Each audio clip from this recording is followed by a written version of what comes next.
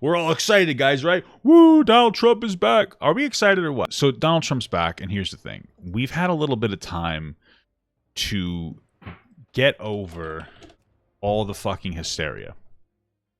Right? We've had time to move through the fucking hysteria of Donald Trump. Now, here's overall, I don't think Donald Trump is a great president. I think that part of that, or a big part of that, is the landscape that he had to exist in. American politics is very toxic. People shout and scream, and they play all these fucking games. I think Donald Trump meant well when he came in. He may have even been a good president if he didn't get so much shit, but he did, and unfortunately had a negative impact, and I don't think that he was the greatest. Did he have some positives? Yeah, he had some pretty good economic positives. I don't think that they were sustainable, but I think he meant well. And I don't think people give him enough credit for that. Okay? So he's back now, and he comes back after inciting a riot at the Capitol building, right? That happened, January 6th or something? Now, do I think he actively did it? No. I think Donald Trump is a... I think Donald Trump I think that he genuinely thought that the election was stolen. I don't actually think it was a game. I think Donald Trump is a pretty ignorant guy. I don't think that he's like super... I don't think that he's like this massive super intellect that understands like complex social issues or anything. And I'm not even blaming him for that. I don't think that you need to be that in order to be in politics. So, I think he actually thought the election was stolen. I think that throughout his presidency, he was originally used to getting positive attention from like the news, even if it was just like tabloid news. And then as he went on more and more, he was getting shit on by the left. They were taking it out of context with a lot of things. And some things were reasonable claims, of course. And then he went on and on and on. And then, of course, people shit on him for everything that he said. But progressives did that while conservatives welcomed him. So at that point, you now have him not going to take any criticism from progressives. And now he's going to exclusively value himself based off conservatives. And it's never good when you only really value yourself based off of one perspective. Okay, I know that was a lot to get through, but that's like my general perspective on Donald Trump. Okay, so yeah, let's watch this. He's returned. Daddy's returned. Let's see what he has to say. Hopefully, he also understands how toxic the landscape has been, and maybe he's a normal dude now. Well, normal as you can be being a rich millionaire. But this is him at CPAC.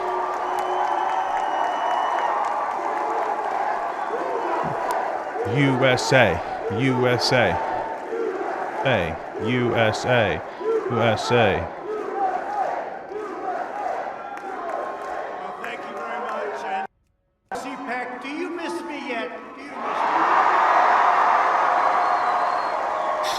Oh, Lord. A lot of things going on.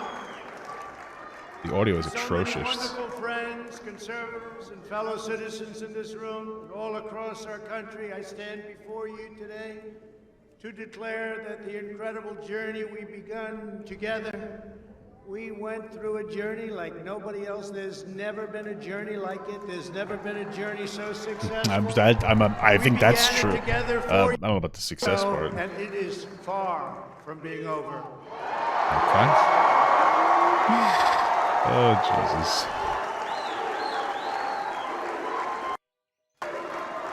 Our movement of proud, hard, and you know what this is? The hardest working people, hard-working American patriots, is just getting started. And in the end, we will win. We will win. We've been doing a lot of winning. As we gather this week, we're in the middle of a historic struggle for America's future, America's culture, and America's institutions, borders, and most cherished principles. Our security, our prosperity, and our very identity as Americans is at stake, like perhaps at no other time. So far, it sounds like he's So no not. matter how much the He hasn't Washington learned much. establishment and the powerful special interests may want to silence us, Oh God. let there be no doubt we will be victorious and America will be stronger and greater than ever before. Okay. It's not the worst so far, but it's getting a little I want to wonky. thank my great friends Matt and Mercedes Schlapp. Mercedes? Who's that, Thank stripper? you. Thank you. Mercedes, thank you very much. and the American Conservative Union for hosting this extraordinary event. They're talking about it all over the world, Matt. I know you don't like it. Okay. All over the world. I also want to pay my love and respect to the great Rush Limbaugh.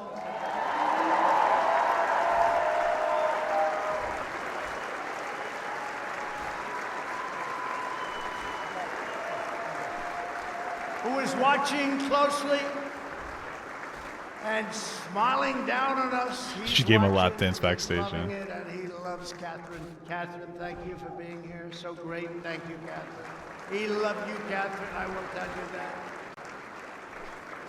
So fantastic. Thank you, Catherine, very much. You know, people give Rush Limbaugh a lot of shit. I don't know too much about the guy, so I can't speak from like any level of experience. What I do know is I saw like a Family Guy like bit talking about how basically making the argument that people didn't truly know Rush Limbaugh and they only like would just express what they heard about him from other people, and like apparently he wasn't as bad of a guy.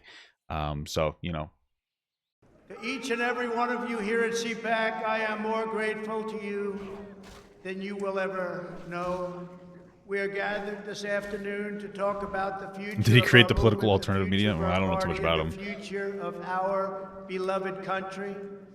For the next 4 years, the brave Republicans in this room will be at the heart of the effort to oppose the radical Democrats, the fake news media, and their toxic cancel culture. Something new to our ears. Cancel culture. Well, I guess And I want you to know that I'm going to I don't think cancel culture is fight new.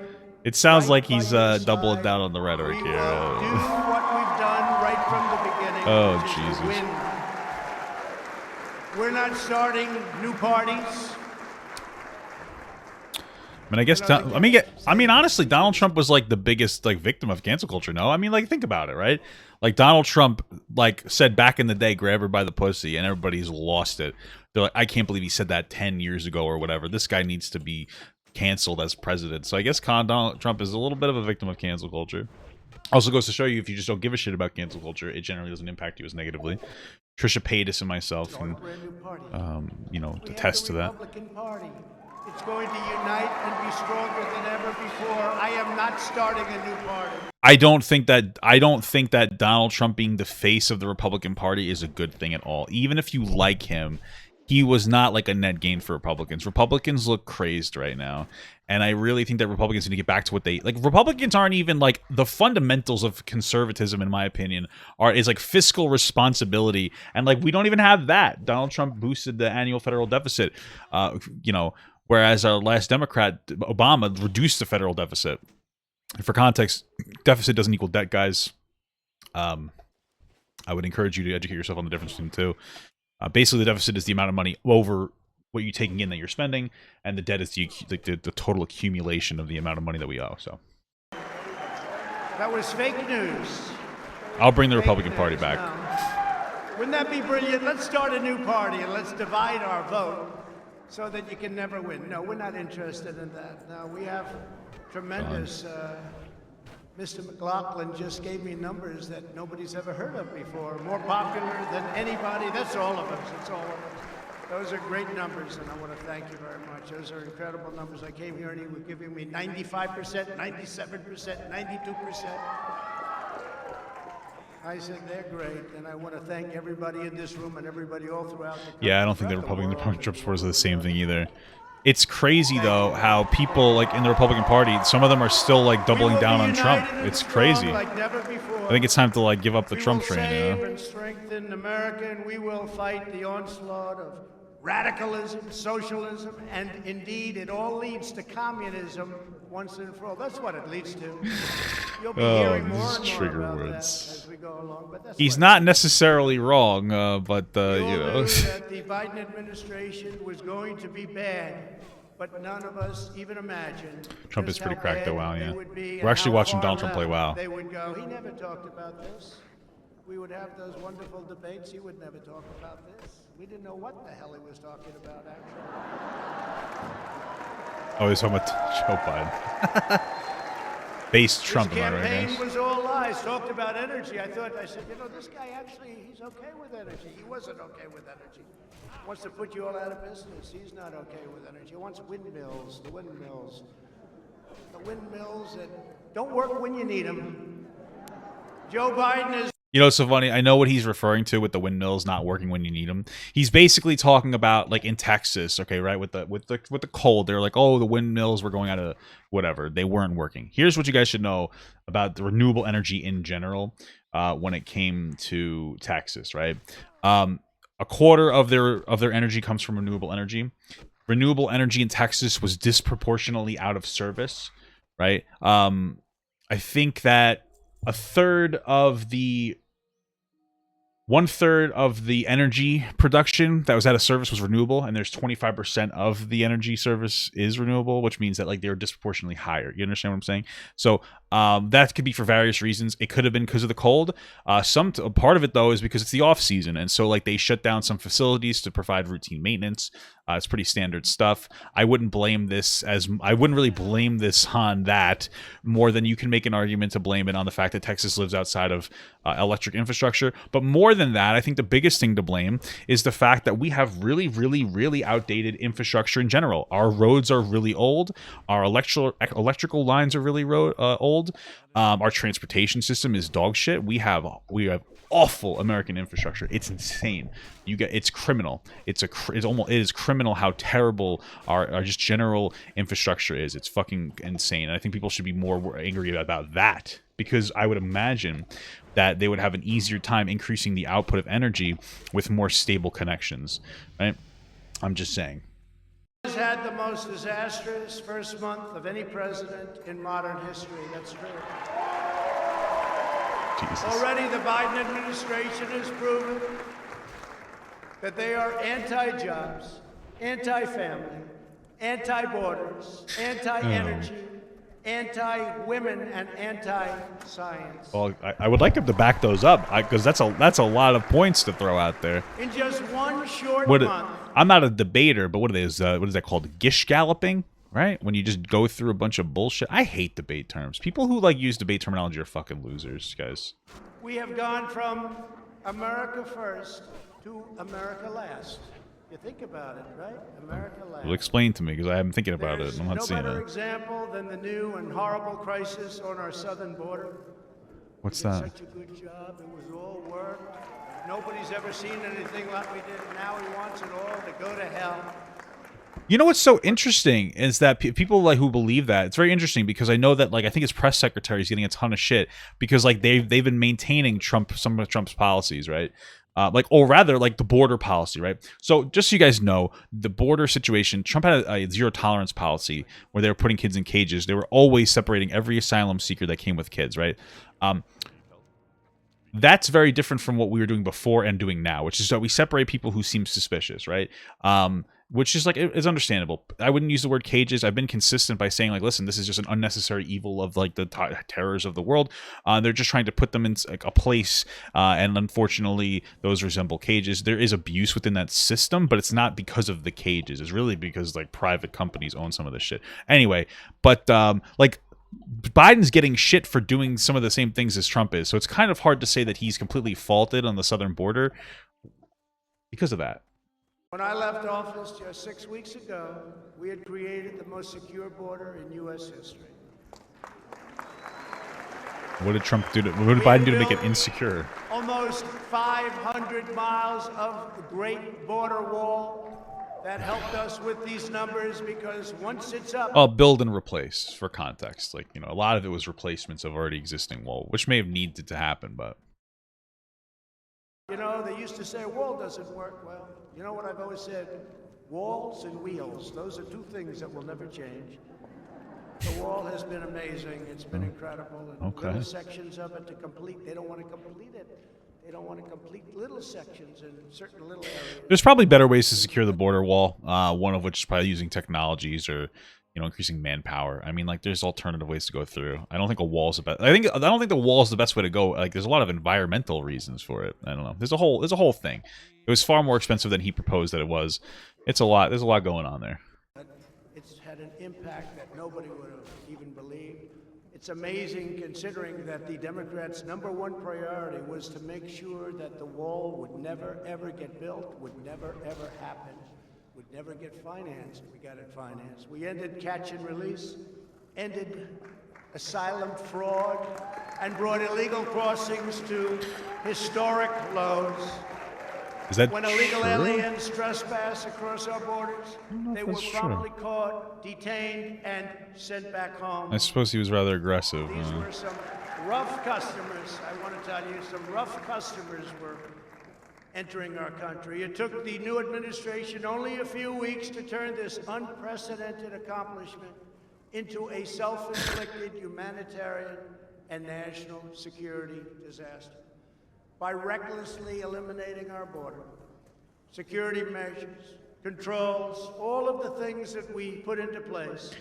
I don't think he Joe did Biden that. has triggered a massive flood of illegal immigration into our country, the likes of which I don't think any of that's true. they're coming up by the tens of thousands.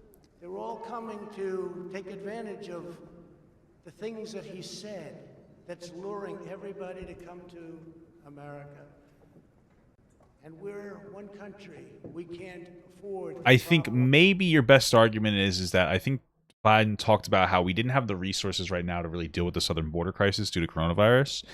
And so, like, you could make an argument that that might make people come, feel like it's more of an incentive to come here illegally. But I wouldn't, like, turn this into, like, he's an advocation for illegal immigration. Of the world, as much as we'd love to help, but we can't do that. So they're all coming because of promises and foolish words.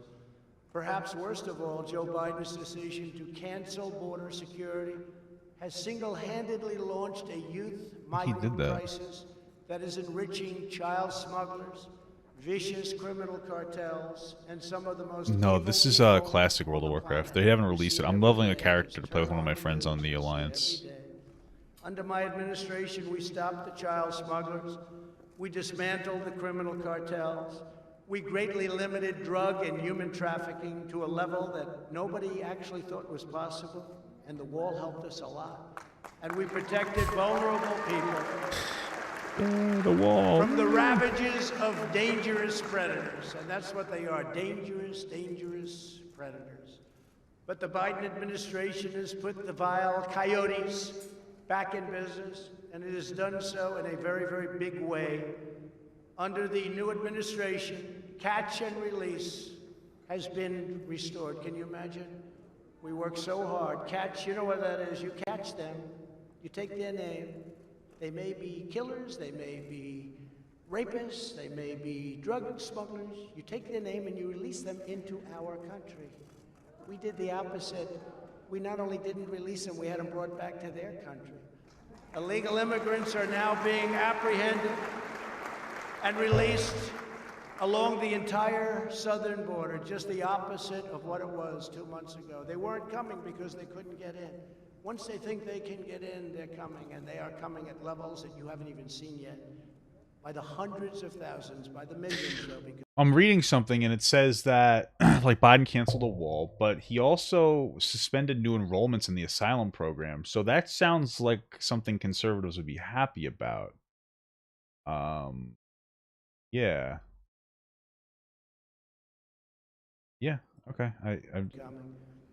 the Biden administration is now actively expediting the admission of illegal migrants, enabling them to lodge frivolous asylum claims and admitting them by the thousands and thousands and thousands a day, crowded together in unsanitary conditions despite the ongoing economic and public health crisis, COVID-19, or as I call it, the China virus.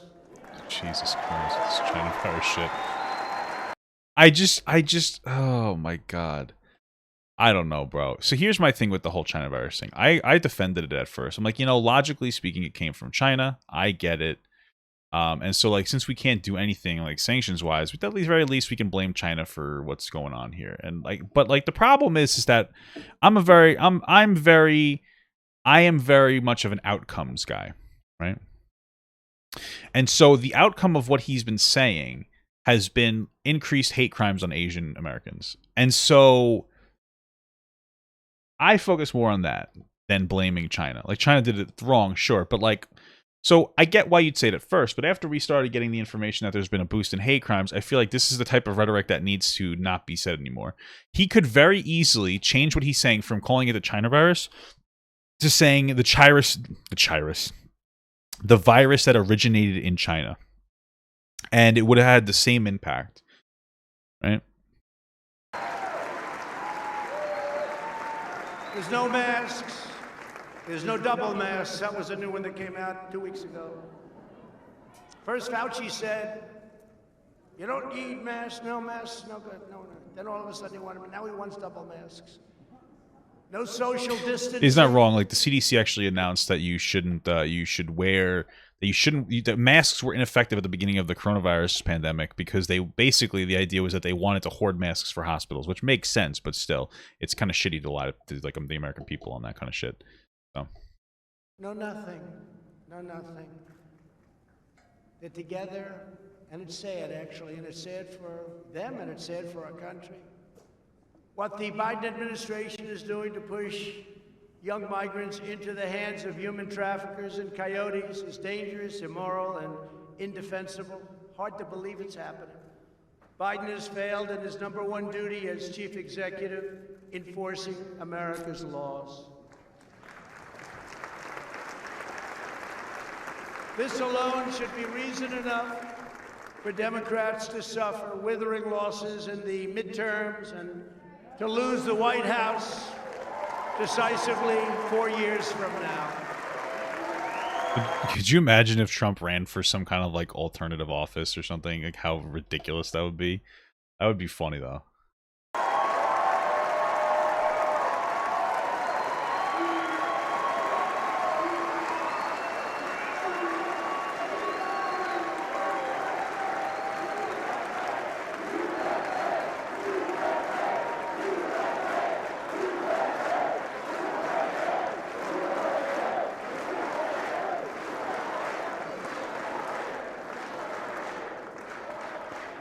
Actually, as you know, they just lost the White House, but it's one of those things.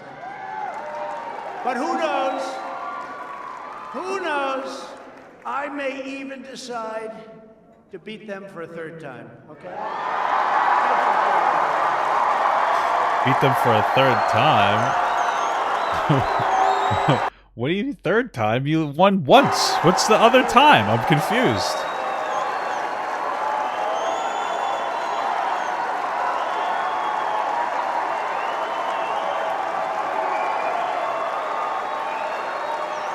I'm confused.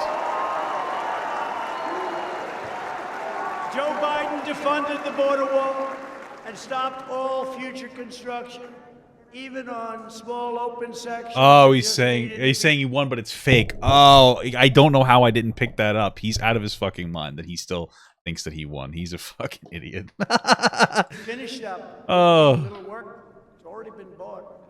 Wait till the contractors get to them and they say, no, it costs us much more money not to finish the small section. Well, you know what's interesting is that Trump's estimates on how much the border wall costed, which he said $5 billion, were like estimated by professionals to cost like upwards of $100 billion because like he got incredibly low estimates. But of course, like how contractors work is they'll give you an estimate and they'll go, oh, well, this has to happen, and they'll just continuously jerk you off until you pay them a ton of money, right? And if we finished it, that's going to be nice. Wait till you see those bills start pouring in. He revoked the executive order cracking down on deadly sanctuary cities. He has effectively ordered a shutdown of ICE, halting virtually all deportations. Everyone, murderers, everybody, no more. Let's not deport people. And restricting. Yeah, Biden talked about that. He talked about how he like they needed to like, you know, allocate the resources correctly, and they weren't going to focus on sanctuary cities during a pandemic. Like I can understand that during a pandemic you'd want to be a little bit you'd want to like make sure that you put your resources in the correct spot. So I'm more worried about the coronavirus than I am about like illegal, like especially like because it was also like non-violent illegal immigrants. Law enforcement professionals, and they are great professionals. You have many of them represented here today. From conducting almost any immigration enforcement of any kind. The Biden policy of releasing criminals into the U.S. interior is making America into a sanctuary nation where criminals, illegal immigrants, including gang members and sex offenders, are set free into American communities. They have no idea. And remember with the caravans, these countries, not only the three of them, but many, many countries all over the world, they're not giving us their best and their finest because they're intelligent. They're not giving us their best and their finest. Remember I said that. I said that a long time ago. You know what, the problem with that, just fundamentally, like, because he's saying that, like, the people coming over here aren't the best. Like, so I understand what he's saying. Like, obviously you would want the best people to come to America. The problem with, like, that kind of thing, though, is, like, bringing the quote-unquote best people to America is you end up brain draining like the other countries. So what that basically, you end up, if you have all the what you would consider best people here, that means that, like, the people that are left aren't necessarily the ones that can, like, promote change and promote, like, progression. And, like, it ends up having a profoundly positive impact on America, but it ends up having a negative impact on the country in question. And so it's something for you guys to consider in general. When I made the first remarks, when I came down the escalator with our great future First Lady, who says hello, who loves you as much as I love you. But I said that a long time ago, and we turned out to be 100% correct. Biden's radical immigration policies aren't just illegal. They're immoral, they're heartless, and they are a betrayal of our nation's core values. It's a terrible thing that's happened.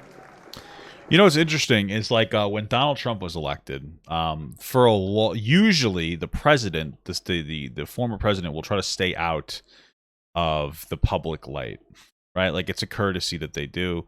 Even, like, Obama for quite a while stayed out of it. Like, he let Trump do his thing. He barely spoke out. Eventually, he started speaking out, of course. But, like, I don't know. Trump's almost immediately, like, dogging the shit out of Biden, and, like, that's very divisive. Like, you shouldn't be doing that. Like, it's crazy, and, like, we're not considering it as a factor. But Donald Trump really isn't even, like, showing. Like, he's not even, like, he didn't even wait like a year. He's really just not extending that courtesy, and it's kind of like a shitty thing. The Republican Party must hold Joe Biden and the Democrats. They ripped up the diplomatic agreements we negotiated with Honduras, Guatemala, and El Salvador to shut down illegal immigration. Never heard that before. You know, they got a fortune. They got paid $500 million a year. When I came into office, those countries were refusing to take back illegal alien gang members, including MS-13, the most vicious, probably of them all. No matter where you go in the world, MS-13, they do things that even the worst don't think about. So I asked, how much do we pay these countries? How much do we pay them? Sir, we pay them approximately $500 million a year. It's a lot of money. I mean, it's peanuts compared to the way other countries rip us off, but that's a lot of money. I said, okay, we aren't going to pay them anymore because they wouldn't take back the criminals. And this was true with the Obama administration. It was true for many, many years. So we'd catch a murderer, we'd want to bring him back to Guatemala or Honduras, Salvador. They wouldn't take him back. No, we don't want him. We'd fly them in, they wouldn't let the plane land. We'd bus them in, they wouldn't let the buses get anywhere near the border. And I said, we're not going to pay them anymore. So after I said that, and I stopped payment, you know, like a term that we use in the world of business, let's stop payment. So we stopped payment. You know, I always talk about how, like, you know, it's so fucked. Like, we do give unregulated amounts of money to other countries, and, like, we don't really give a shit. Like, a lot of times they'll still abuse their citizens, and it's why we have these, like, massive gang problems in these other countries.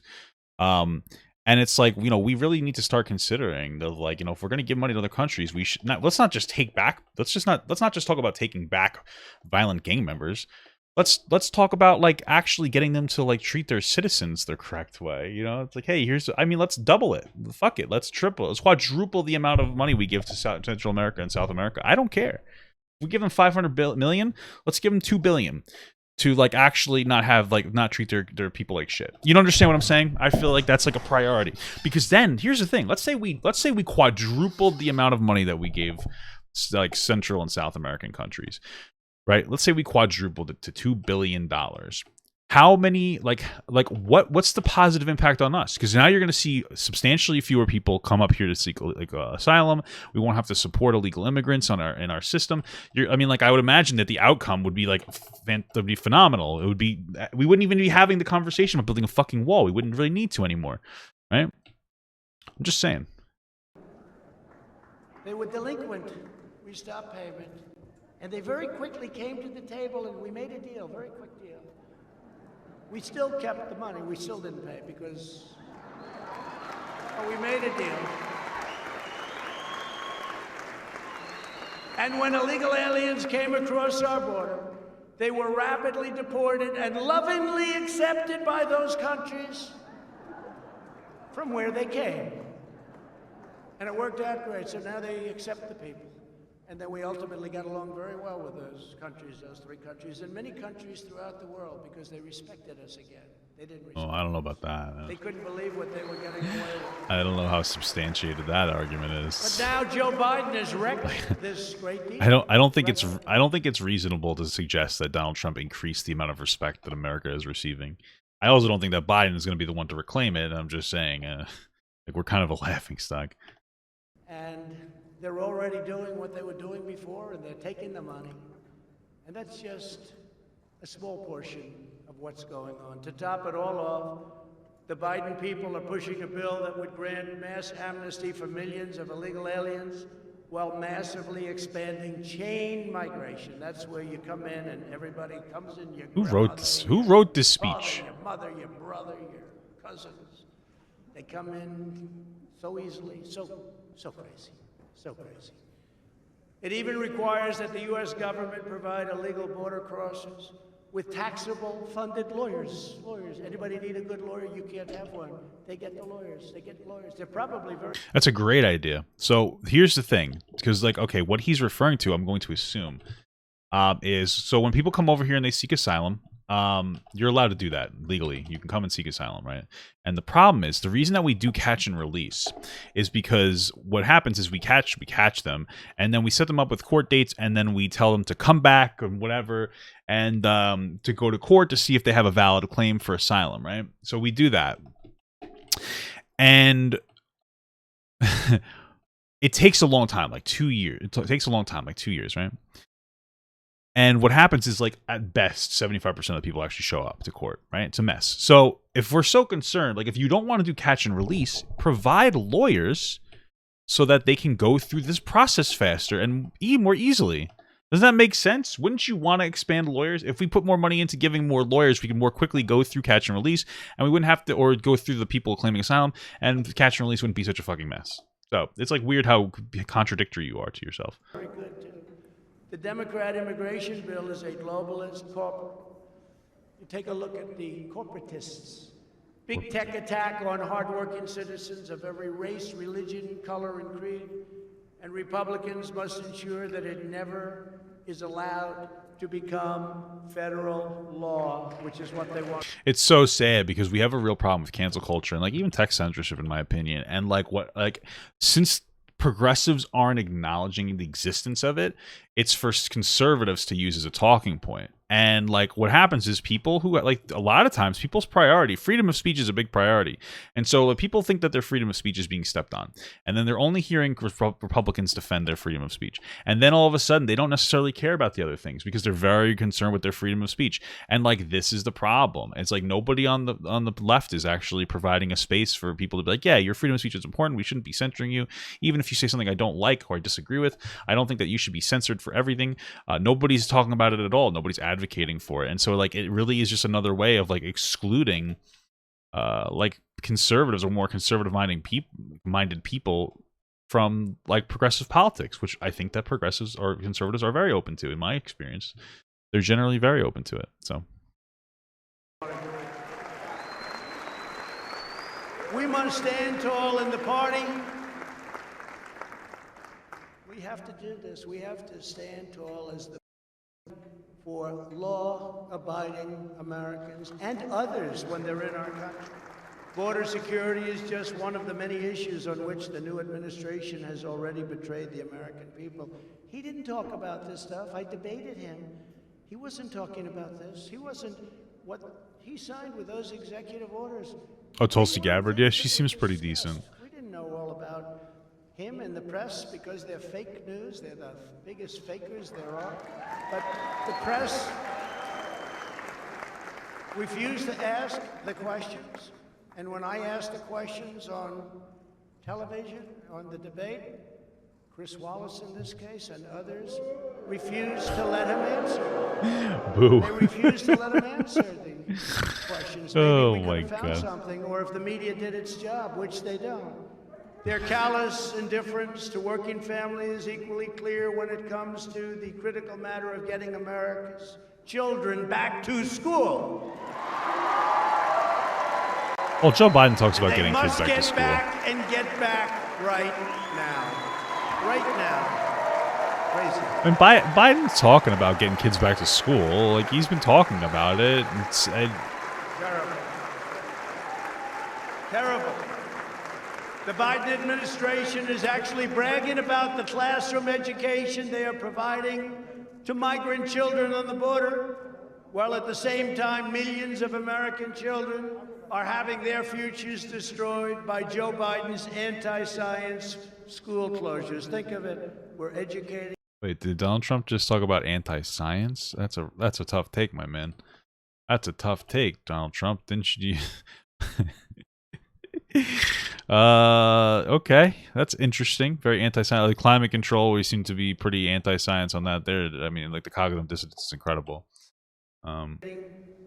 Students on the border, but our own people, children of our citizens.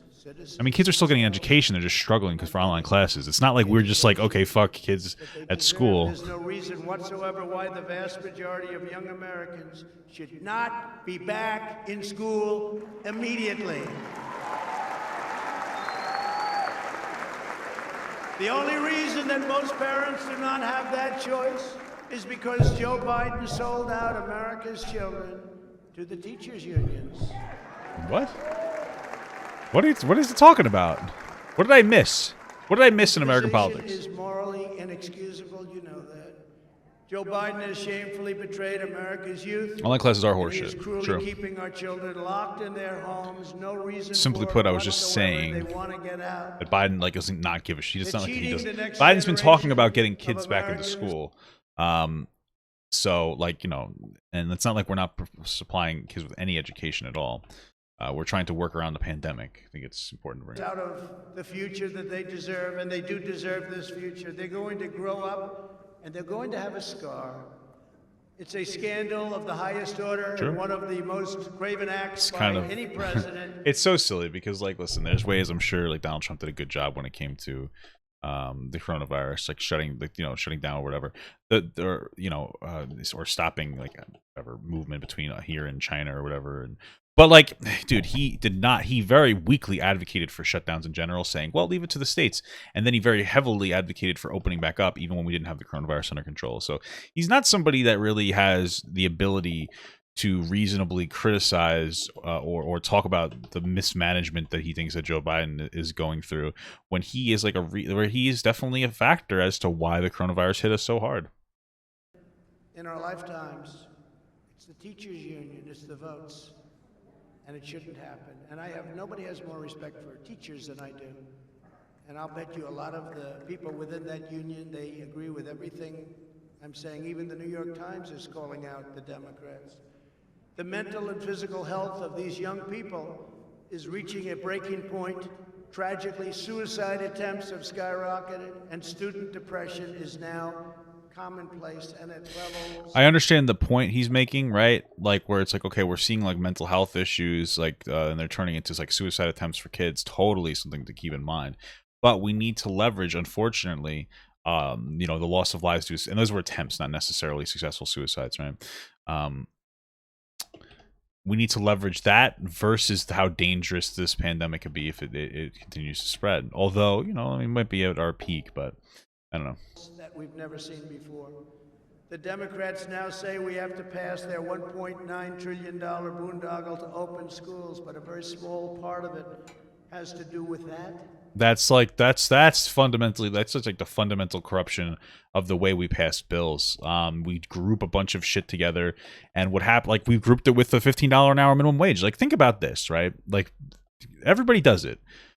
They put stuff into bills in order to like sneakily try to pass them through. So like we all want the stimulus, right? But then we sneak a $15 an hour minimum wage bill in there to be like, well, if you want the stimulus, you have to pass this. It's like, well, why don't you? We should never group bills together, ever. What's the point? Talk about everything individually. Why do we need to group everything together? Why can't we pass things individually so we all know what we're doing and talking about? Why do we have to like, because there's always like a bunch of like shady little things inside of these bills that end up fucking the American people and they're not getting talked about. You know where it's going. It's going to bail out badly run Democrat cities, so much of it. But billions of dollars for schools remain unspent from the COVID relief bills that were passed last year. So on behalf of the moms, dads, and children of America, I call on Joe Biden to get the schools open and get them open now. We're grateful for that.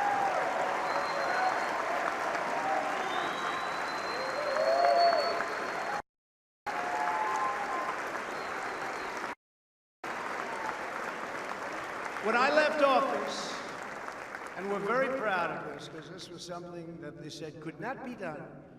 The FDA said it, everybody said it. Any article you read said it. Couldn't be done. It would be years and years. I handed the new administration Obama's here. That's fantastic. now calling a modern-day medical miracle. Some say it's the greatest thing to happen in hundreds of years. 2 vaccines produced in record time.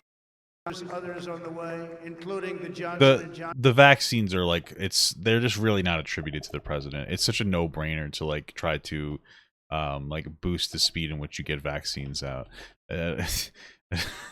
Like you mean you can't really take that for a win. Anybody with like half a brain would have done that. Like it's a no-brainer. Johnson vaccine that was approved just yesterday.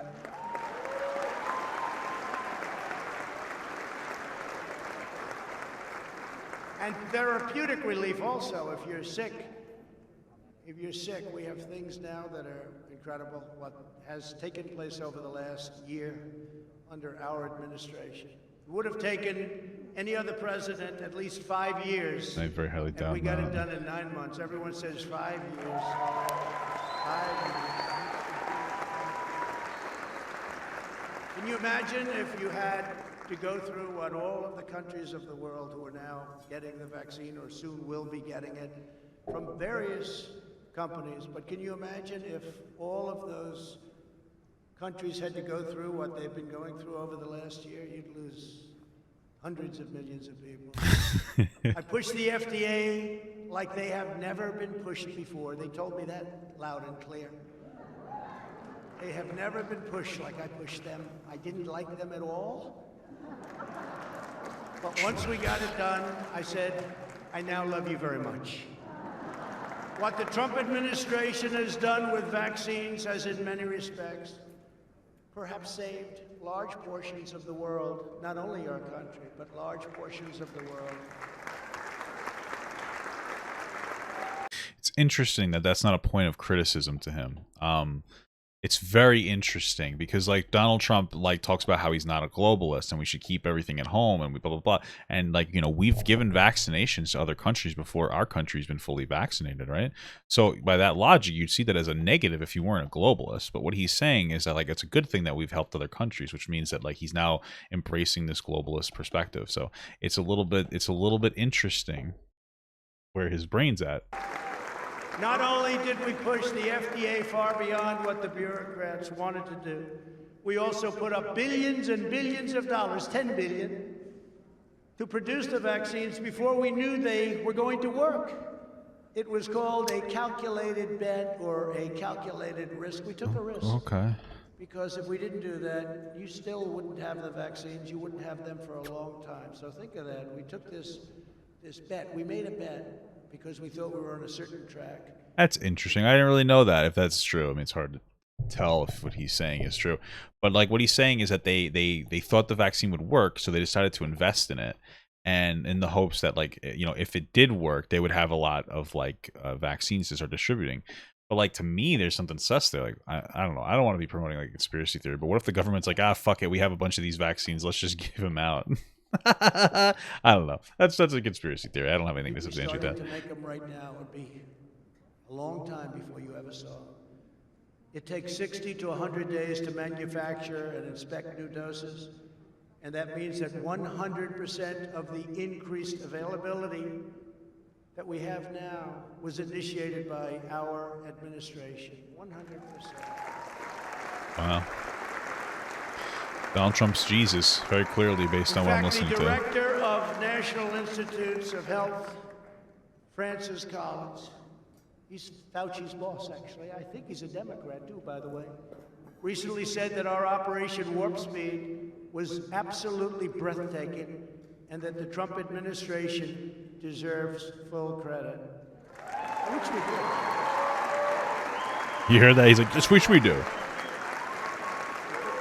And as conservatives and Republicans, never forget that we did it.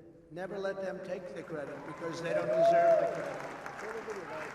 They just followed now, they're following our plan, but this has been something that they call it an absolute miracle. Joe Biden is only implementing the plan that we put in place, and if we had an honest media, which we don't, they would say it loud and clear. By the time I left that magnificent house at 1600 Pennsylvania Avenue, almost 20 million Americans had already been vaccinated. 1.5 million doses were administered on my final day alone. 1.5 million in a day. Yet Biden said just a few days ago that when he got here, meaning the White House, there was no vaccine. He said, there's no vaccine? Oh, good. Say it again, Joe. Now, I don't think he I have said no that, fucking clue. frankly, in a malicious way. I really don't. I actually So confused about what he's saying about. Didn't really know what the hell was happening. This is ridiculous. It would be funny if it wasn't just so damaging to the country, you know? I mean, maybe that makes it funnier. That's dark humor for you, huh? Never let them forget this was us. We did this. And the distribution is moving along according to our plan. And it's moving along really well. We had the military, what they've done, our generals and all of the people, what they've done, incredible. But remember, you know, we took care of a lot of people, including, I guess, on December 21st, we took care of Joe Biden because he got his shot, he got his vaccine, he forgot. It shows you how unpainful that vaccine shot is, so everybody go get your shot. He forgot, so it wasn't very traumatic, obviously. Bornana party? Hell yeah. And it's good that he got his shot. Last year, I predicted to you that the extremism, corruption, and incompetence of the Biden administration would be literally unprecedented in American history. Unfortunately, he has proven me 100% right. Already, as president, Biden has urged Congress legislation shredding your Second Amendment. Your Second Amendment is in far bigger trouble than you know. And for 4 years, I fought like hell to save your Second Amendment. And listen, I'm not super attached to what was going on with guns. Like, I'm not super educated on it, rather, is what I meant to say. But, like, there were so many criticisms from conservatives about how, like, he was very heavily, like, trying to restrict the Second Amendment, right? That was my understanding. So it's very interesting that he's saying that he fought like hell when it seemed like he was actually not doing that at all. And we saved it 100%. We saved it. He signed an order to conduct politically correct far-left indoctrination trainings in every department of the federal government, including the U.S. military, after I had terminated these horrible things that were being preached to our military. And he I mean, I don't think implicit bias training is a horrible thing to preach. You know, my I mean, impulsive biostring isn't like the worst thing in the world. It can get very radicalized. I mean, we saw the whole diet, like the Coca-Cola bullshit, where it's like hate, basically perpetuating like hatred against white people, rather than just talking about like the ways in which we can act better. I think that in government agencies it makes sense, which is fine. I also don't think that it gets to the root of the problem, but like it's very weird. Because, like, in those instances, he wasn't able to establish that it was, like, heavy anti-white rhetoric. He was, like, it was just that, like, he didn't like people acknowledging, like, the quote-unquote privileges that you have for being white, right? Which exist. I mean, there's privileges and disprivileges associated with every identity that everybody has, right? White people just tend to have a better privilege to disprivilege ratio. It's insane. Within his first few hours, Biden eliminated our national security travel bans on nations plagued by terrorism. His first priority was to open our borders to unvetted travelers from Libya, Yemen, Syria, Somalia, other countries where strict vetting cannot occur, countries that have tremendous problems, countries with tremendous terrorism problems. We did a travel ban. It was a real achievement. We told those countries, sorry, straighten out your act. We don't want people coming in where they had an ideology or a problem. We just couldn't have it. And it was incredible. How it worked was incredible. And he terminated it. We had to get it approved. It went all the way up to the Supreme Court of the United States. We got it approved, and he terminates it. In addition, he's already increased refugee admissions by nearly 10 times, but in effect, it'll soon be hundreds of times as millions of people. My understanding is that, and I don't know if I'm 100% accurate, but Donald Trump drastically cut the amount of what did he say, like emissions of like asylum seekers or whatever, or refugee seekers. So it's like if he boosted by 10 times, but he cut it by 10 times, like we're just normalizing, no, through our soon-to-be open borders. And by the way, the Border Patrol and ICE, these are some of the great heroes of our country. These are incredible people. I agree with that, sure. I got to know them very well. Your family still cannot go out to eat at local restaurants, but Joe Biden is bringing in thousands upon thousands of refugees from all over the world, people that nobody knows anything about. We don't have crime records. We don't have health records. What are they bringing in with them? When I left office, we had virtually ended the endless wars. These endless wars, they go on forever. They go on forever. I would go to Dover and I would see caskets, coffins coming in. I'd see the parents and wives and husbands. I would see the kids. Endless wars, 19 years in Afghanistan. We have it down to almost nothing left, and I hear they might want to go back in. Iraq. Remember I used to say, don't go in, but if you're going to go in, keep the oil. It was a long video. We didn't keep the oil. There's another hour left on We've this. made historic peace deals in the Middle East like nobody thought were even possible. With not a drop of bloodshed.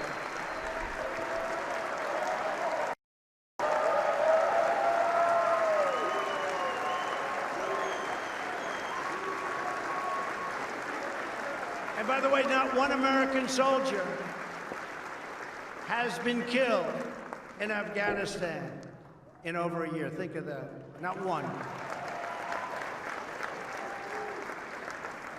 Those troops have largely come home. At the same time, the new administration unilaterally withdrew our crippling sanctions on Iran, foolishly giving away all of America's leverage before negotiations have even begun.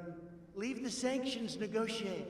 Does anybody understand what I'm saying here? Well, not to support Iran, and I don't want to. But, like, what I do know is that Iran was complying to the nuclear deal, and Trump just pulled out saying that they weren't. Even our allies were saying that they were. So, like, I don't know. I feel like if we're going to engage in these types of, like, situations, we should at least be fair to the people we're engaging with. Just removing something off the table when they're doing what we asked isn't really a great way to mend, I guess, alliances or whatnot. Are there any good business people? You don't have to be a good. Are there any bad business people? They took off the sanctions. They took off the sanctions. They said, well, we're going to not have any sanctions. Let's negotiate a deal. I don't know, Matt Schlapp. I don't think you would have done that. Do you think so, Matt? I don't think so. Mercedes wouldn't. Fuck is Mercedes? I just don't understand. No, you do that. You make a deal and then you do it. They wanted. I will tell you something, and I said it. Had we had a fair election, the results would have been much different, and we would have had a deal. We would have had a deal with Iran within the. They wanted those. Well, I mean, if you said you'd have a deal with Iran, why don't you now? I mean, you came out of that deal pretty early into your presidency. What's the fucking results, you know? He kept saying that he would have health care taken care of, but here we are. He just basically broke down Obamacare and didn't propose a singular solution. You know what I mean? So it's not like he's exactly performing well in the Department of Policies that actually work. He just kind of says that he'll take care of something, and then he just doesn't. Like, he just says that. So. Those sanctions off. He took them off for nothing.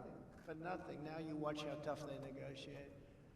In another horrendous surrender, he agreed to get back into the World Health Organization. What's wrong with the World Health Organization? For approximately $500 million a year, which is what we were paying. When I withdrew from the WHO, and you know the whole story with that, they called it badly. They really are puppets for China. They called and they wanted us to stay in.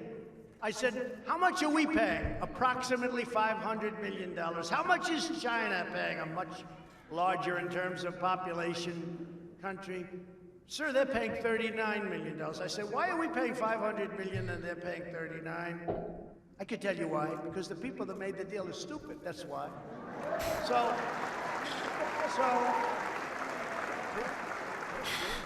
I mean, generally speaking, the reason we insert ourselves into deals, and then we would pay that much, it would be to maintain some kind of control over a particular thing. Like, America is very control based, so I think it's something to keep in mind. You know, that's kind of one of the ways we flex our superiority. It gives us leadership roles in particular things. I don't see it as necessarily a net loss to be heavily funding a particular thing if we have control over it. I'm very I'm somebody who's focused on controlling, not necessarily controlling, but I'd like America to have influence. I think that Western culture is the best culture, and be good though if we spread that. That's all I'm saying. And I had no idea how popular it was. I didn't even know if I would be able to politically, because people were so happy when I did get out. But I said, so we went in, we could get it for $39 million, which is what China, not $500 million, which is what we were stupidly paying. And they said, we can make a deal. We want you to go in. We can make a deal. Okay, and I decided not to do it. We could have had it for $39. We could have had it for the same as China, and they decide now to go back into the World Health Organization and pay $500 million. What the hell is wrong with them? No, this is just emblematic. It's a tremendous amount of money, but compared to trillions, it's not, but it's a tremendous amount of money. Why would China pay $39 million and we're paying almost $500 million? Why? So we could have made the same deal that China had, $39 million, and they just say, we're going back in. We're going back into the World Health Organization. They go back in, they pay $500. It is so sad. Just like the Iran and the World Health Organization, Joe Biden put the United States back into the very unfair and very costly Paris Climate Accord without negotiating a better deal. They wanted us so badly back in. I'll tell you, they wanted us. I was getting called from all of the countries. You must come back into the Paris Accord. I said, tell me why. Give me one good reason. First of all, China doesn't kick in for 10 years. Russia goes by an old standard, which was not a clean standard, and other countries. But we get hit right from the beginning. It would have cost us hundreds of thousands and millions of jobs. It was a disaster. But they go back in. I could have made an unbelievable deal and gone back in, but I didn't want to do that. Surrendering millions of jobs and trillions of dollars to all of these other countries, almost all of them, that were in the deal. So they have favorable treatment. We don't have favorable treatment, and we just said, we're going back in. To go back in, they wanted us so badly. You could have negotiated. If you wanted to go back in, the cleanest air, the cleanest water, and everything else that we've ever had. So I don't know why we Don't haven't. look a day over 30. Thank you. I appreciate that. And what good does it do when we're clean, but China's not, and Russia's not, and India's not? So they're pouring fumes. You know, the world is actually a small universe, right? They're pouring fumes, and we're trying to protect everything and building products for 3 times more than say. No, they could have made a great deal. If they were going to go back in, that's fine. But they could have made a great deal instead of just say, we're back in. These people. And in one of his first official acts, which was incredible because, again, he talked about energy. He never said he was going to do this. He canceled the Keystone XL pipeline, destroying Oh, Lord. 1,000 or the 9,000 or the 11,000 jobs that you hear, but 42,000 great-paying jobs on just about day one, right? He never talked about that during a debate because he wouldn't have gotten away with it. Well, he would have because they cheated so much it probably wouldn't have. No, but that was not a topic of conversation, remember? Fracking, you can frack. Oh, we love fracking. During the primary, no fracking. As soon as he got through that, he said, no, of course, everybody can frack. No fracking.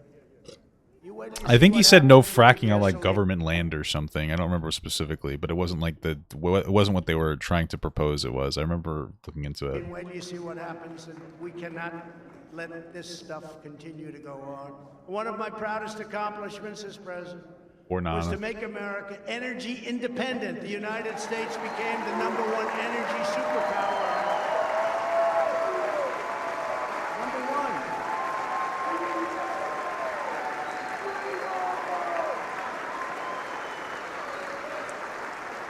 Became #1. Bigger than Saudi Arabia, bigger than Russia by a lot. We left them all in the dust. They were all in the. But if the Democrats have their way, we are heading from energy dominance to energy disaster. That's what's happening. You have to see what's going on. Everything's being closed up. It's a disaster. The blackouts we saw in California last summer and all the time. The windmill calamity that we're witnessing in Texas. Great state of Texas. We love Texas. I don't think that has anything to do with Joe Biden. That has to do with like really shitty like That'll infrastructure. just be the start. How bad is wind power? So I talk about it all the time at CPAC, right? We went to CPAC, remember last Talks night, about it gives you what cancer and was kills that? birds or something. Oh, Alice, the wind isn't blowing. I don't believe we'll have any electricity. Remember, we would kid, but I wasn't actually kidding. I mean, what's so silly about this is like, you know, we're advanced enough as like a civilization to put to be like, okay, we know this area is generally windy. All right. And we could also rely on different resources. Like, Chris, you're not going to put a windmill in like a very still area. You would put them in very windy areas, right? And so that obviously, if you put windmills in windy areas, you know, will there be periods where there's less wind? Sure, probably. But that doesn't really mean that doesn't mean that like you're gonna run out of power. I mean, there's also like you're also gonna store the energy. It's just bizarre. It's fucking dumbest shit I've ever heard. It's such an Nuclear energy is expensive pretty form of clean and energy. efficient, so I'm fine with It's it. so bad for the environment. It kills the birds. It destroys the landscapes. I think And it does remember, kill birds, but birds these are birds. Listen, structural columns. birds are just government spies anyway. So like, obviously, Donald Trump is just supporting the like sustaining government spy birds. You guys didn't think about that, but it's true. Fans on them. They wear out, and when they wear out all over the country, you see them. Nobody takes them down. They're rotting. They're rusting. How this is environmentally good for our country, and it costs Shit. many times more than natural gas, which is clean. It costs many more and can fuel our great. Well, I don't know that natural gas is clean. And I feel like that's a solar. very interesting statement. Do what we have to do to make That is a bold statement. I think I'm gonna die here.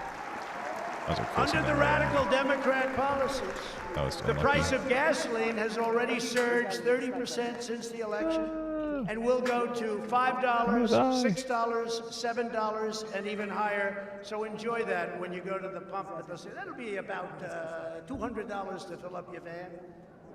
You'll go to this, remember they used to go to Ridiculous. the little small vans? They got away from the big ones that everybody wanted. They went to the small ones. Well, you know what? Probably a good investment as long as these guys have their say, because, you know, it's a shame what's happening. Energy prices are going to go through the roof, and that includes your electric bills, that includes any bill having to do with energy, our biggest cost. We will now be relying on Russia and the Middle East for oil. And they talk about Russia, Russia, Russia. What's better than what this guy's done for Russia? I had oil where they were actually paying you to take it, okay? You know, I was a little, remember they were going to give you 37 a barrel, but you had to take it away.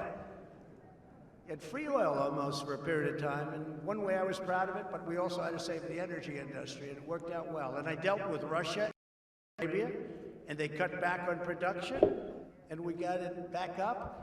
But now it's going the opposite, because now they're taking this incredible energy independence away from the people of our country, and you're going to see costs go like you have never seen them go before. It's a very sad and very stupid thing that they're doing.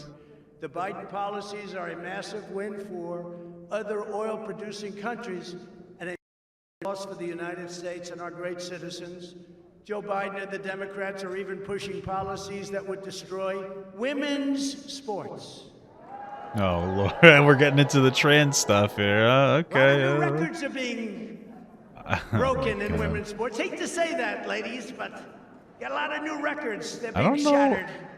I don't know how many new records are actually being Years of shattered. weightlifting, every ounce is like a big deal for many years. All of a sudden, somebody comes along and beats it by 100. I know what he's talking about. It's just young girls and women are incensed that they are now being forced to compete against those who are biological males. It's not good for women. It's not good for women's sports. Oh, which Jesus worked Christ. so long and so hard to get to where they are. The records that stood for years, even decades, are now being smashed with. I'm black. Smashed. My ethnicity. If this is not changed, women's sports, as we know it, will die. They'll end. It'll end. What coach, if I'm a coach, you know, I want to be a great coach. What coach, as an example, wants to recruit a young woman to compete if her record can easily be broken by somebody who was born a man? Not too many of those coaches around, right? They are around. They won't be around long because they're going to have a big problem when their record is, we're 0-16, but we're getting better. No, I think it's crazy. I think it's just crazy what's happening. We must protect the integrity of women's sports. So important. I definitely agree that we need to protect the integrity of sports. Like, I don't think that trans women should compete with cis women. It's a very loaded conversation to have. But yeah, no, I do generally agree with that. I mean, I would say that like Biden's stance on it was very like nonchalant, like safe and nonchalant. He was just like, "Oh, I think you should let the schools do what they want." Blah, kind of like a, you know, which you know, he's not really. Of course, he's not gonna take a stance on that because it's like social suicide. Because God forbid you suggest that trans women have biological advantages to cisgender women, and then all of a sudden you're not woke enough, and then you get canceled. You know.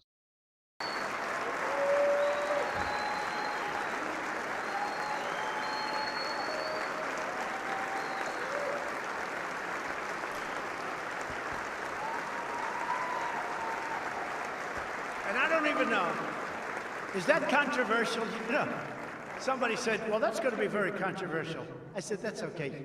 You haven't heard anything yet. So stupid. He's so dumb, bro. As you can see, the early weeks of the Biden administration have nothing less than, they've been a catastrophe for American workers and for American families. Of our mission. And for us, it's our movement. As I said, a movement like has never been seen, I think we can probably say, never been seen anywhere in the world. I mean, nobody's ever seen a movement like this. I'd grow up and I'd watch somebody who came in second in New Hampshire, first in Iowa, and that was the end, and they became famous for the rest of their lives. We won the election twice. I mean, you know, think about it. Oh my God. He's still throwing it out there. The task for our movement and our party is to stand up to this destructive agenda with confidence and with resolve. The future of the Republican Party is as a party that defends the social, economic, and cultural interests and values of working American families of every race, color, and creed. That's why the party is growing so rapidly and is becoming a different party. And it's becoming a party of love. You have to see outside the streets. I mean, there's such love. You see, the Republican Party is becoming the party of love. Amazing.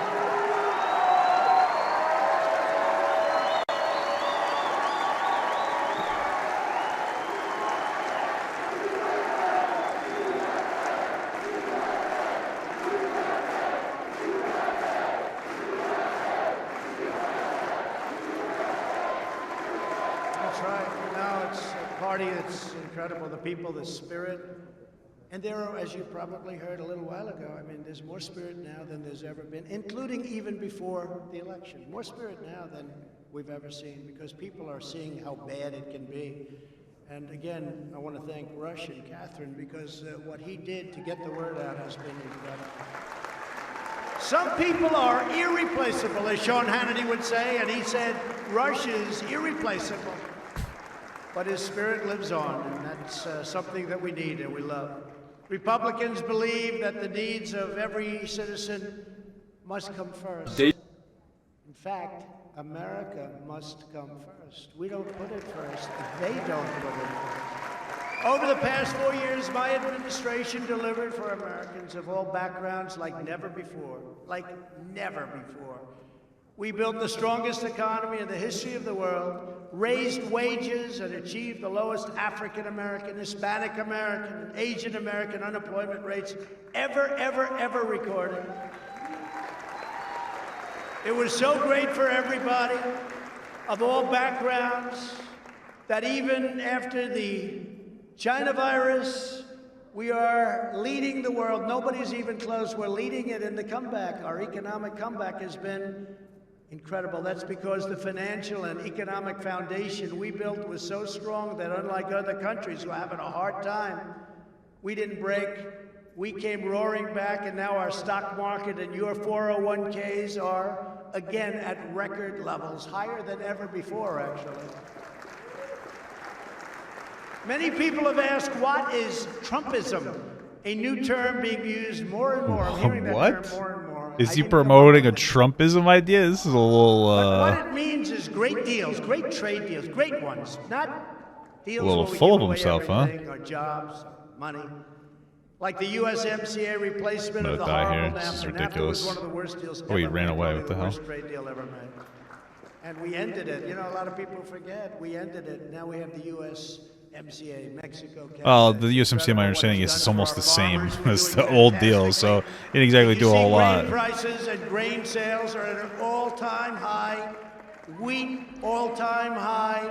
So many elements of farms and farmers, and they love me. And remember, it's going to be very close in Iowa. Well, it wasn't close. We won in a landslide, Iowa, because our farmers know, and they put up with it, and we did a lot of work with the tariffs and all these things that we had to do to get it, and now the farmers are doing great, but they're setting records. It means low taxes and eliminating job-killing regulations, Trumpism.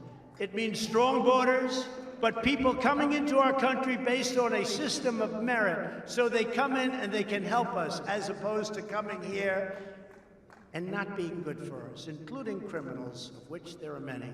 It means no riots in the streets. It means law enforcement. The fucking, the tactical miss. Oh my god. It means very strong protection for the Second Amendment and the right to keep and bear arms. It means support for the forgotten men and women who have been taken advantage of for so many years, and they were doing great. They were doing great before that horrible thing from China came in and hit us, and now they're starting to do really well again. See, I'm fine with the horrible thing from China thing. That makes, like, that's fine, like blaming China, but the China virus, I don't know. I don't know. The result has been very negative for Asian Americans, so. And you know, if you think about it, we built the economy twice. We built it then, and then like every other country in the world, it went down, and then we built it again. Now it's higher in many ways. Certainly in the stock market, it's higher in many ways. Higher in many ways. Before, that's because of the foundation. Oh, Lord. And no country comes even close to competing with our comeback. And it means a strong military and taking care of our vets, but a strong military which we have totally rebuilt. We have rebuilt it. And our military has never been stronger than it is today. It was tired, it was depleted, it was obsolete, and now we have the best brand new equipment ever made, and it was all produced right here in the USA. Isn't that nice? And we take care of our vets. You know, we had a poll recently, just before leaving office. The vets had a 91% approval rating for the way we took care of them. That's the highest number in the history of the polls. The vet polls. On top of all of that, we have even created the Space Force, the first new branch of the United States military in nearly 75 years. The mission of the Democrat Party is to promote socialism. They want to promote socialism, ultimately leading, unfortunately, to communism. And that will happen. If you look at Venezuela, you look at some of these countries, that's why some of our... I'm gonna kill the dogs. Yeah, no, it's actually getting out of control. Latin America, because they've seen what goes on with all of this cancel culture, and you can't speak, and let's cut them off, and let's not give them words. The mission of our movement and of the Republican Party must be to create a future of good jobs, strong families, safe communities, a vibrant culture, and a great nation for all Americans, and that's what we're creating.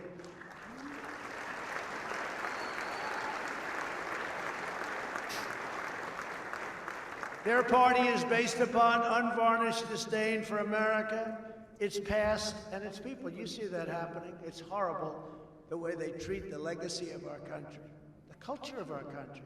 Our party is based on love for America and the belief that this is an exceptional nation blessed by God.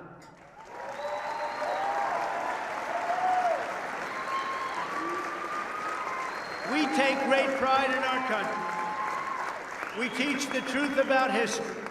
We celebrate our rich heritage and national traditions. I don't know if we do honor that. George Washington, Abraham Lincoln, Thomas Jefferson, and all national heroes. And of course, we respect our great American flag. Oh, Lord. Yeah, Donald Trump can run in 4 years, just so you know. Oh, Jesus. Thank you. Shit, that's not good. Thank you very much.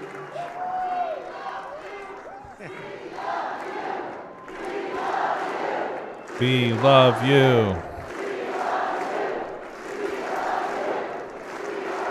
I'm gonna fucking die again. Oh, it doesn't matter. I could die. Okay. Thank you Jesus very Christ. much. Oh, Lord. It started that hearing. We really were getting word of that, hearing that during some of the rallies, especially the latter rallies where we set records. We had 56 unbelievable packed rallies, and nobody's ever had anything like we had. And we started hearing, "We love you." And I asked somebody, you know, because we really like... We love Papa. Thank you. We had others. What do you guys But I say? said, did anybody ever say that to Ronald Reagan or to any of our great...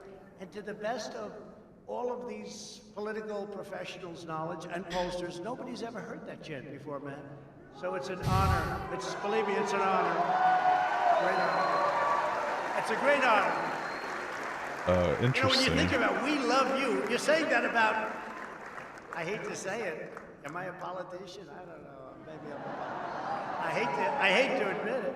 But that's really, it's an honor that you would say it. We believe in patriotic education and strongly oppose the radical indoctrination of America. This is just insane. I don't know. We are committed to defending innocent life and to upholding the Judeo-Christian values of our founders and of our founding. Okay. Interesting. Like, listen, I it's interesting because, like, I'm totally fine. Like, if you want to uphold Judeo-Christian values, sure, but I mean, like, we live, like, separation of church and state's a real thing. You know, it seems a little, you know, come on, like, I don't know. It's very interesting You know, we're so worried about the First Amendment, which is definitely something to worry about, but then we're not really worried about other ways. And I mean, like, I know he wouldn't like implement a law, but I mean, I don't think we should have to uphold religious values in the United States. So we embrace free thought. We stand up to political correctness, and we reject left-wing lunacy, and in particular, we reject cancel culture. Ooh, yeah, I hate cancel culture. We know that the rule of law is the ultimate safeguard, and we affirm that the Constitution means exactly what it says, as written, as written. They want to change it. They want to change it. They want to get rid of it, frankly. We believe in law and order, and we believe that the men and women of law enforcement are heroes who truly deserve our absolute support. We don't defund the police. We are not defunding them. We believe in standing up to China, shutting down outsourcing, bringing back our factories and supply chains, and ensuring that America, not China, dominates the future of the world. That's what's going to happen. Okay, what is this? And by the way, we took in hundreds of billions of dollars from China. During my administration, they never gave us 10 cents. It was a one-way street. We took in hundreds of billions, and during negotiations, they would say, look, the one thing, we don't want any more of these tariffs.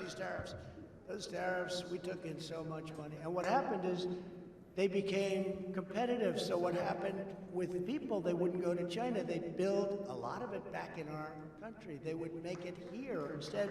And in addition to that, we would take it in billions and billions and billions of dollars from China. But in all fairness to China, we made a trade deal with them. This was prior to COVID. Once COVID happened, I no longer cared so much about the trade deal, because what happened with that was just disgraceful. But that's one of the things, that's one of the reasons that right now our farmers are doing so good. I used to tell China, look, go and get a lot of wheat, get a lot of different things, all of the things. Get a lot of weed. You better go out and do it, because this country has not been treated fairly by you for many, many years, many, many years. We used to lose $504 billion trade deficit with China. 504, not million, $504 million a lot. Right? You know that through the World Health Organization. Now take $504 million, make it $504 billion. We had deficits with China. It was absolutely insane that this could keep going on. It's amazing that you still have a country left. The people that did this to our country, they should be ashamed of themselves. They should be ashamed of themselves. Companies that leave America to create jobs in China and other countries that have ripped us off for years should not be rewarded. They should be tariffed, fined, and punished. They should not be rewarded. And that's what the Biden administration is doing. But of course, as you know, they have a very close personal relationship with China. So I don't expect much to happen. It's a shame, because it really is a threat. It's a tremendous economic threat. And thank God we've rebuilt our military, but it's a tremendous economic threat. Never forget it. These are the convictions that define our movement today and must define the Republican Party in the years ahead. Very simple. It's really quite simple, isn't it? Another one of the most urgent issues facing the Republican Party is that of ensuring fair, honest, and secure elections.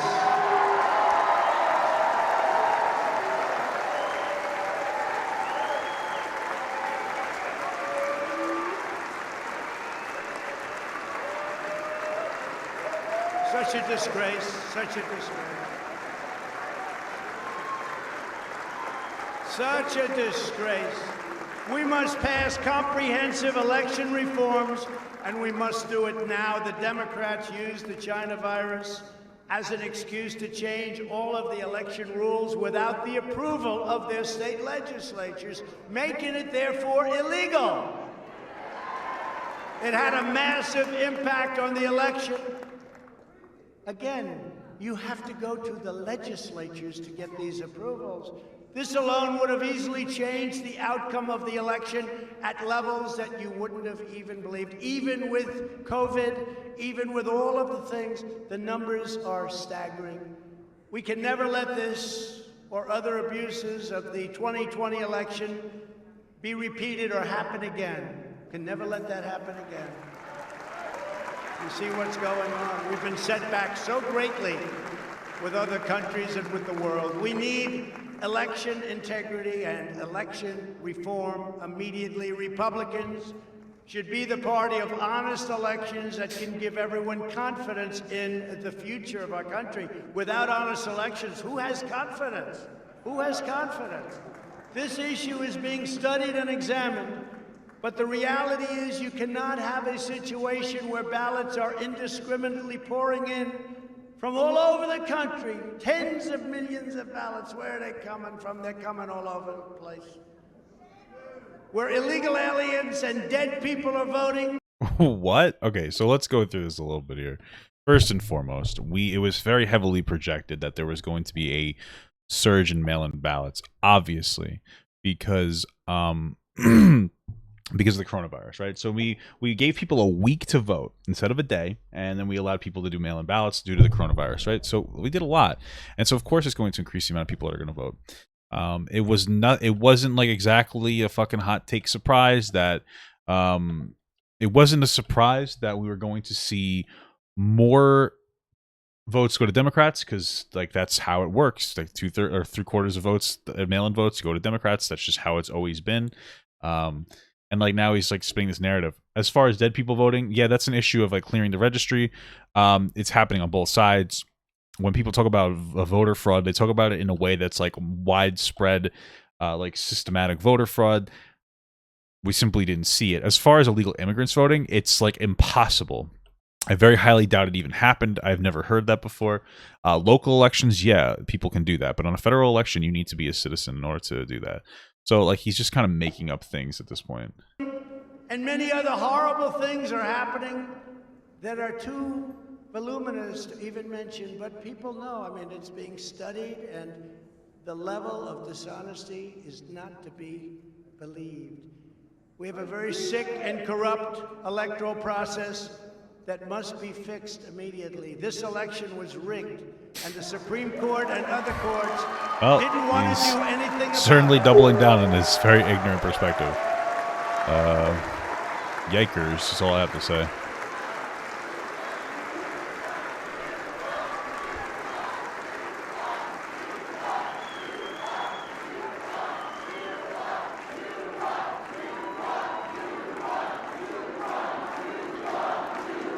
Trump 2021. We did. Okay. If you just take that one element where they didn't go through legislatures, it's illegal. You can't do it. It's in the Constitution. They didn't have the courage, the Supreme Court. They didn't have the courage to act, but instead used process and lack of standing. I was told the President of the United States has no standing. It's my election, it's your election, we have no standing. We had almost 20, if you think of it, we had almost 20 states go into the Supreme Court so that we didn't have a standing problem. They rejected it. They rejected it. They should be ashamed of themselves for what they've done to our country. They didn't have the guts or the courage to make the right decision. They didn't want to talk about it. I mean, it's crazy how, like, I'm pretty sure, like, I've been zoning in and out, sorry. I'm pretty sure he just brought up how, like, the Supreme Court didn't give a fuck about what he was talking about. And then we're sitting here and it's like, yeah, they didn't have the guts to do what? Like, to support your conspiracy narrative? I find it crazy because, like, I find it really crazy because he elected so many conservative judges and like none of them agreed with him. And it's like insane how like it's your own people. And so like there has to be something there. Like you can't even claim some kind of fraud at this point. I mean, you are, but you really can't because the people who you elected still really didn't think that you had a claim what you were saying. And it's just crazy to me. It really is just like very crazy to me.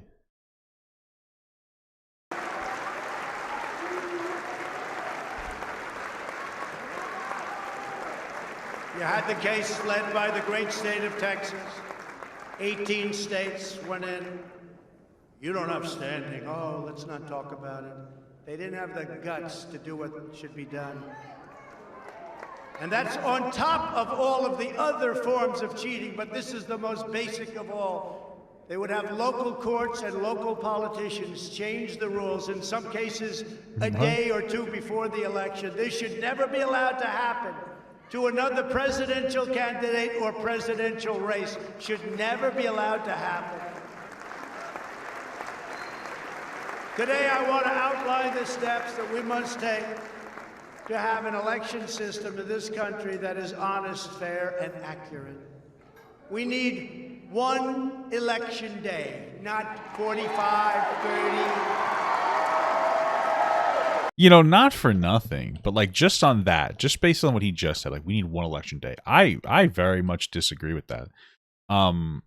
Like we need an election week. I'm not even talking about like mail-in ballots. I don't really give a shit about that right now. But like we should have like an election week, motherfucker. Like really think about it. You have people who are very busy and they have to get out of they have to go out and vote on a Tuesday. Fucking Tuesday. It's not even a weekend, right? Like Tuesday, everybody's working. And it's like, oh, go do this on this day. Like it's crazy. Like what's so funny is like, this is going to sound silly, but like World of Warcraft and a lot of other games update on Tuesdays because there's just such low play. Like there's so few people playing. And you would assume it's because people are doing shit like their job. So it's like crazy that like on the worst day that you could possibly pick to vote, Americans are expected to go vote. Like make it a week, okay? It's crazy. A day. Suck it. One day, like it's been. And if Republicans don't get this and the other things I'm going to say, then you should, like the Supreme Court, be ashamed of yourselves. One day, and the only people that should be allowed to vote by mail are people that can be proven to be either very sick or out of the country or military where they can't do it. One day, they have millions and millions of ballots sitting around all over the place for long periods of time. Where? Gee, I wonder what happens with those ballots. I wonder what happens. It's common sense. It's a disgrace. It's an absolute disgrace. There should be a legitimate reason for someone to vote absentee. It has to have a reason. We should eliminate the insanity of mass and very corrupt mail-in voting. We must have voter ID. Voter ID. Oh, voter ID. Here's the thing, right? Like from my understanding, right? The way with voter ID, what ends up happening is that conservatives target specific identifications that are difficult for people in very low income areas to get. Let's not even talk about black people. Let's just talk about people in general in low income areas where they don't have the infrastructure for those people to get to a DMV, and they may not even have the money to get the identification, right? Here's the thing. You could be like, oh, Papa, that's bullshit. Okay, let's say it is. Who cares? Who cares if it's bullshit? All you need to do, alongside your voter ID law, is implement something that makes sure that every legal U.S. citizen gets that form of identification for free. That's all you have to do. And it doesn't even matter. Then there's no... But, like, Republicans aren't going, yes, you're right, we need voter ID laws, so let's just give people those IDs for free and get them to them for free. They're like, no. We just want to require the ID. So it's rather suspicious to me that we don't just support giving everybody those IDs, like, subsidized. Like, just, like, what does it really matter? Give them for free.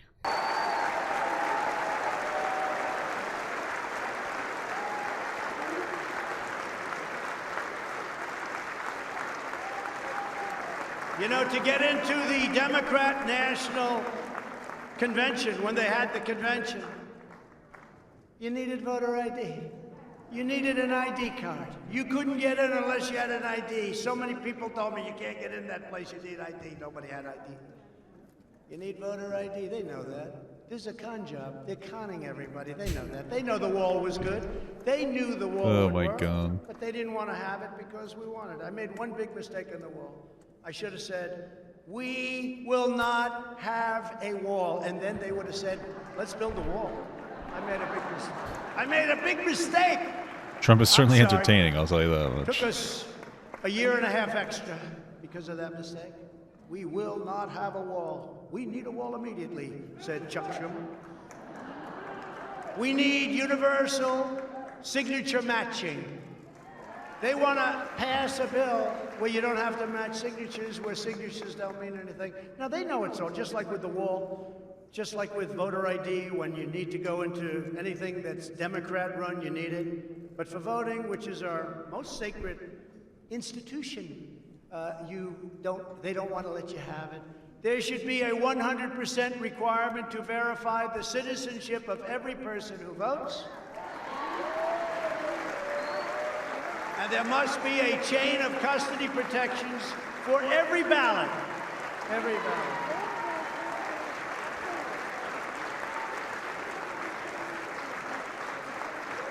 And you saw what happened in Detroit and Philadelphia and many other places, swing states mostly, all over, but swing states mostly. You saw what happened. You saw what was going on. You saw that more people, you take a look at the votes. When you have more votes than you have people, that's a problem, right? Is that a problem? You know, we have a little problem adjusting in Detroit. We seem to have... I don't think that Detroit had more votes than people. I think that they just had a higher, more people voting. More votes than we have people. A lot more votes. An election-changing number. We're not talking about a number where you catch... No, these are election-changing numbers. In Pennsylvania, they had hundreds of thousands of more votes than they had people voting. What's that all about? What's that all about? Cheating, they say. Yeah, I'd say so. In the history of our country, and it has taken place for years in Pennsylvania and Detroit and various other places, but there's tremendous, never like this, because they use COVID as a way of cheating. That's what happened, and everybody knows it. Hundreds of thousands and millions of ballots. Yeah, there weren't They more used votes it as a way of getting what they've wanted for many years, and the Republicans have to do something about it. They better do something about it. Our election process is worse than that, in many cases, of a third world country. You know that. You saw what was going on. Even if you consider nothing else, it is undeniable that election rules were illegally changed at the last minute in almost every swing state with the procedures. It's pretty deniable. You can deny that pretty easily. Local politicians, you're not allowed to do that, and local judges. They want more time, they want this, they want that, all done by local politicians or local judges, as opposed to state legislatures as required by the Constitution of the United States. And these are numbers that are massive. These aren't little numbers. These are numbers that in each state is a transformative number. It changes the outcome of the election. And it's not close. Yeah, he'll be going back. Yes, it does. Yeah, yeah. This should concern you as a constitutional matter. And the Supreme Court, again, didn't have the guts or the courage to do anything about it. And neither did other judges. And Democrats even admitted in Time magazine, which is, I would say, on the liberal side, that they just couldn't hold it in. They had to brag about it. Because what they did, they had to brag about it. They couldn't do it. You got to read the story. It's a disaster. It's a disaster for our country that we can allow something so corrupt to happen. Read that article. I really encourage you. You read that article. Okay. Yet all of the election integrity measures in the world will mean nothing if we don't have free speech. And that's where we're at now. If Republicans can be censored for speaking the truth and calling out corruption, we will not have democracy, and we will have only left-wing tyranny.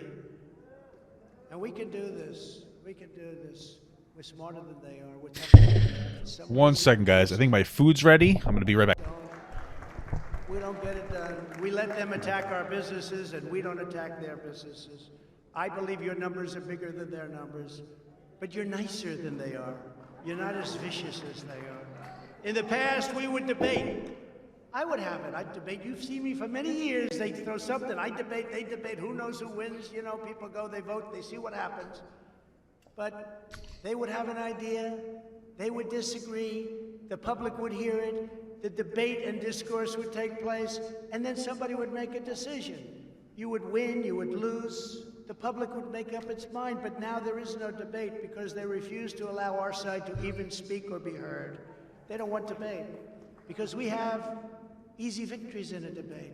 Very easy victories. It's called common sense. It's called other things, but it's called common sense. So they don't want to debate. The time has come to break up big tech monopolies and restore fair competition. Yeah, true. I agree with that 100%.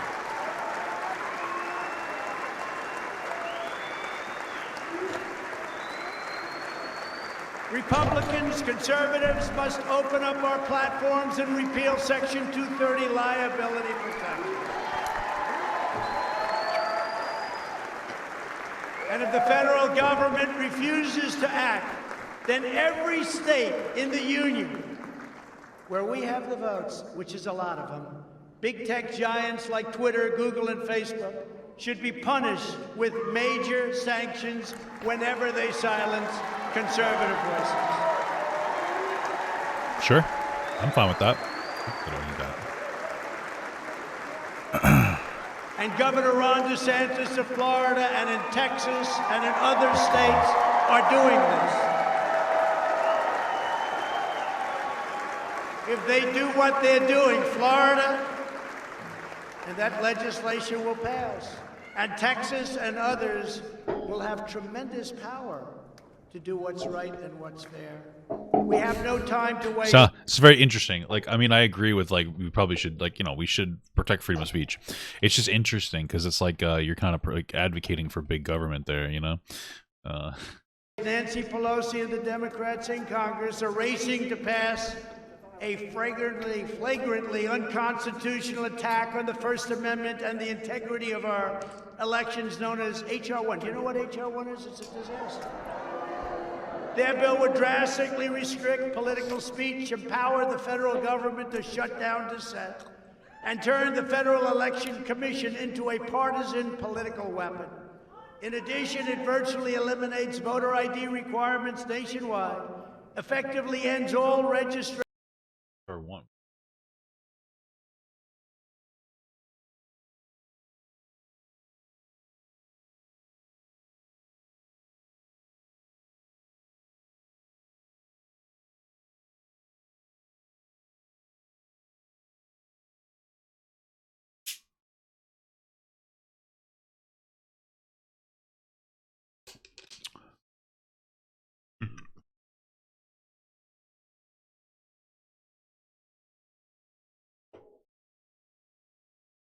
I can't even find what HR 1 is. There's just a bunch of conservatives talking about how terrible it is, which isn't really enough.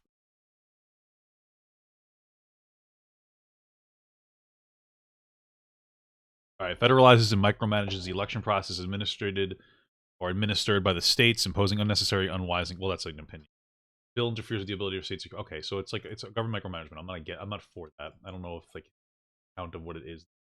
Registration deadlines. Can you believe this? Requires states to give ballots to felons, automatically registers every welfare recipient to vote, and puts unaccountable, unelected bureaucrats in charge of drawing congressional districts. That's going to be a lot of fun. Well, I mean, that's good. What is that called? Gerrymandering? When you can, like, draw your own congressional map and the people tend to fuck each other? Also, what's wrong with having people on welfare, giving them the ability to vote? I'm so confused. It sounds like they don't want poor people to vote. Because poor people usually vote blue. Hot take, I wonder why. This monster must be stopped. It cannot be allowed to pass. Now more than ever is the time for tough, strong, and energetic Republican leaders who have spines of steel. We need strong leadership. We cannot have leaders who show more passion for condemning their fellow Americans than they have ever shown for standing up to Democrats, the media, and the radicals who want to turn America into a socialist country.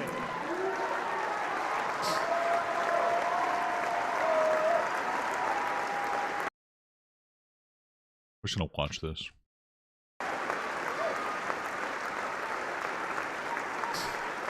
Instead of attacking me and, more importantly, the voters of our movement, Top establishment Republicans in Washington should be spending their energy in opposing Biden, Pelosi, Schumer, and the Democrats. I've said to some of them, I said, you know, during the Obama years and now during Biden, if you spent the same energy on attacking them, you'd actually be successful. You know, what's so funny about that? They did. There were scandals about how he wore the wrong colored tie and suit and about him chewing bubblegum. So, realistically speaking, simply put, there's just fewer things to go after other people for because you're kind of a bad president. So, you know. As you do on attacking me in many cases. The Democrats don't have grandstanders like Mitt Romney, Little Ben Sass, Richard Burr, Bill Cassidy, Susan Collins, Lisa Murkowski, Pat Toomey.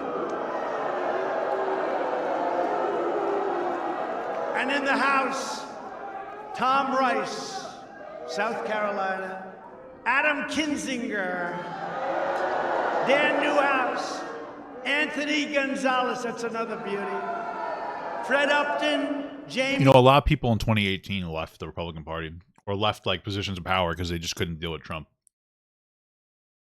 You know, I don't think Trump really does not represent Republicans.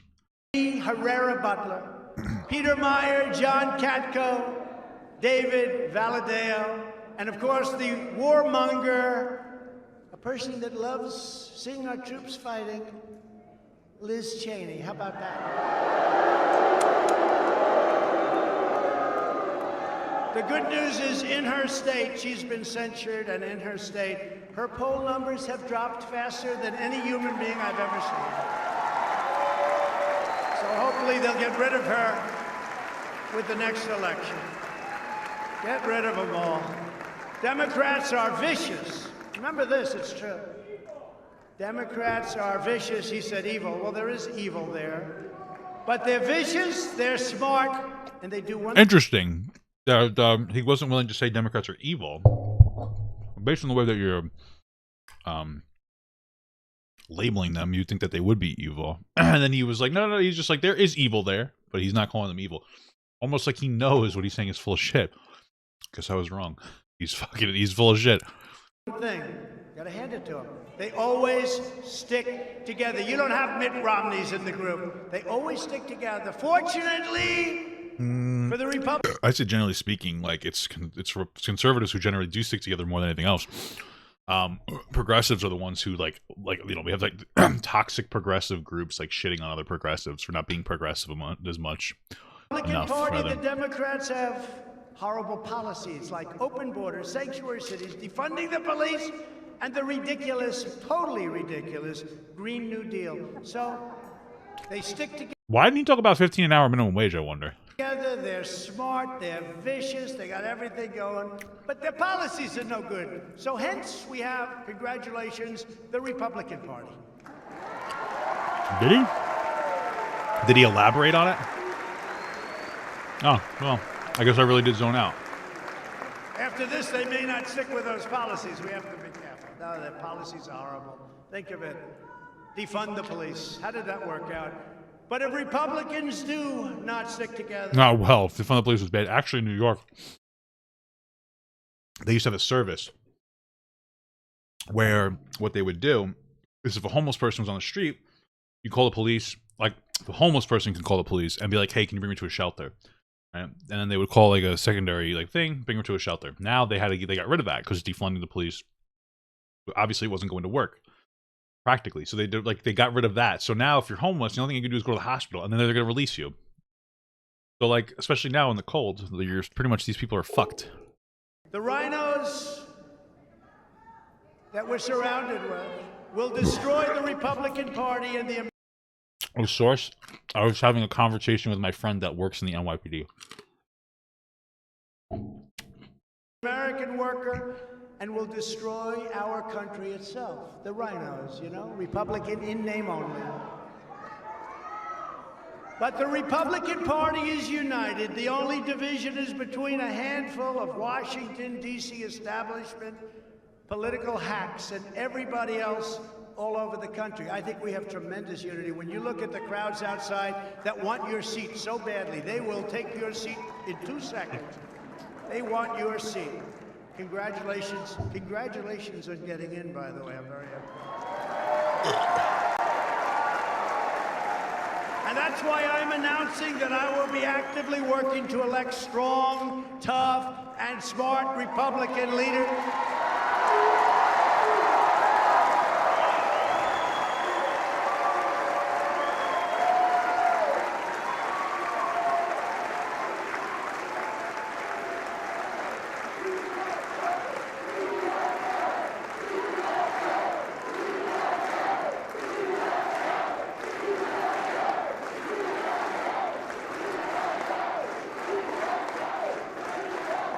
Speaking of that, I heard Jim Jordan did a great job, right? I heard that from Mark Meadows.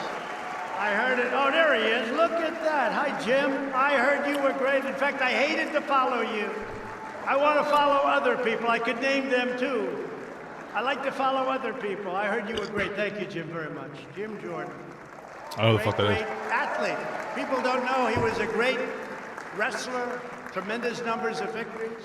The NC, he was a champion. He was college champion for a long period of time. He's a winner and a leader, and he doesn't play games. He likes to win. I like games. And we have a lot of people in our party that like to win. I like video games. But I heard you were great. Thank you very much. But Or we none. want Republican leaders who are loyal to the voters and who will work proudly for the vision that I've laid out today. Trump plays And what Among is Us. so Very simple, sus.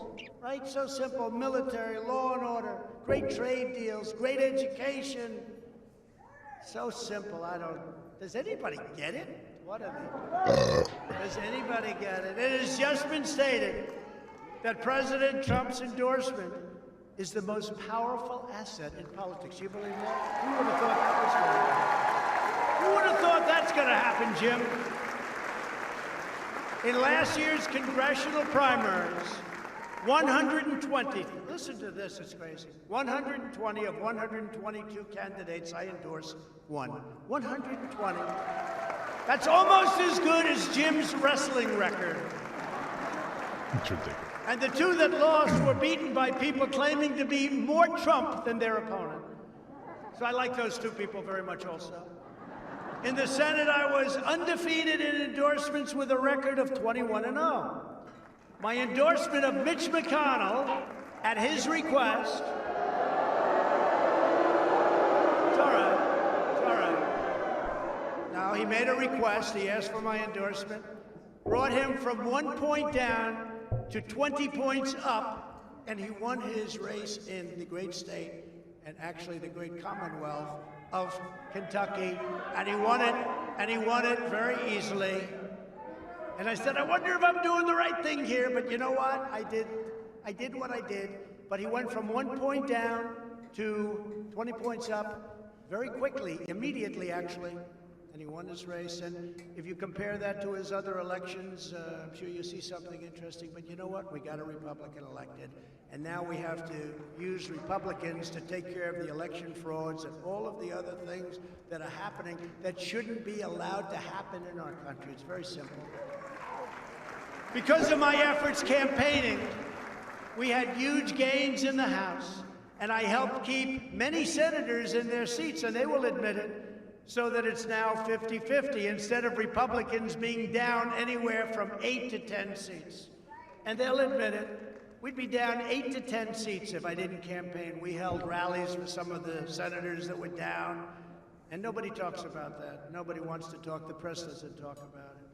With me at the top of the ticket, not a single Republican member of Congress lost their race for the first time in decades.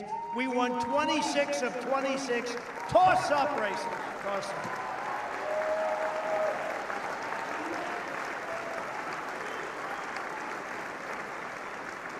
Think of that. 26 of 20, and those are toss-up. Those are races that could go anywhere. We were expected to lose 25 seats. And instead, we won 15 seats and almost, why couldn't we have done a couple of more? Almost cost Crazy Nancy her job. We'll do that the next time around. I received almost, listen to this number, because you know the fake news doesn't ever talk about these numbers. I just heard this one for the first time. I received almost 1.5 million more votes than all of the Republican House candidates combined. So how the hell is it possible that we lost? It's just so crazy because he just doesn't get it. And it's funny because he referenced it before. He's like, oh, you should only be able to vote one day. That's why you got so many votes, because you had a week to vote and there were a lot of mail-in votes. Like, that's why you lost. That's why you got more votes and still lost, because more people voted. It's insane. Like, it's almost like he's just fucking oblivious to this. I don't get it. I got more votes. I got more, which is me. When I say I, I'm talking about we. We got more votes than any incumbent president in the history of our country. Almost 75 million votes. And that doesn't include the votes and ballots they threw out, okay? If you include them, you'll see numbers that are much different. We did even better in the second election than we did in the first. You know, I won the first. We won the second. We did much better. Sort of strange, right? How did you do? Well, we did much better the second time. Oh, you did? Really? What a disgrace. What a disgrace to our country. I got over 11 million, very close to 12 million more votes than we got in 2016. And I was told by John McLaughlin that if you, the great pollster, that if you get to, we had 63 in 2016, 63 million. Sir, if you get to 66 million, you have it made. We got to almost 75 million, then what the hell happened? What happened? What happened when they closed all of the counting booths? What happened at 3 o'clock in the morning? What happened at 3:02 in the morning? What happened? No president has ever lost an election after carrying Florida, Ohio, and Iowa, and I won them all, and I won them by a lot,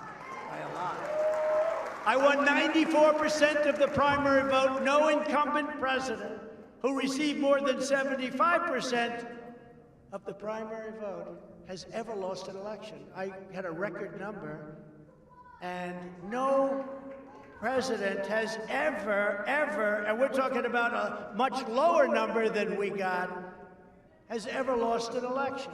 Thanks to my coattails, thank you. We have to have a sense of humor. Thanks to my coattails, Democrats failed to flip a single state legislature, think of it, or a legislative chamber, because Republicans came out to vote for me. Now, they say it differently. The press, the fake news spins it differently. They say, despite how well they did, Trump didn't win. That's such a lie. And many legislatures, you know, many legislators told me, they said they were going to lose their race. It wasn't going to happen. And then what happened is, one in particular told me from a great swing state, said, you know, I thought I was going to lose my position, lose my race, and I went out with my wife the night before the election, and I saw all these Trump signs and the American flags and the spirits in the streets. I said, you know, Dad, I think we're going to win. He said, but you were far, far, far more popular than me. They do lots of polls. You were way, way ahead of me, sir. And the next day I was right. He said, he won the election by a lot, and you lost the election.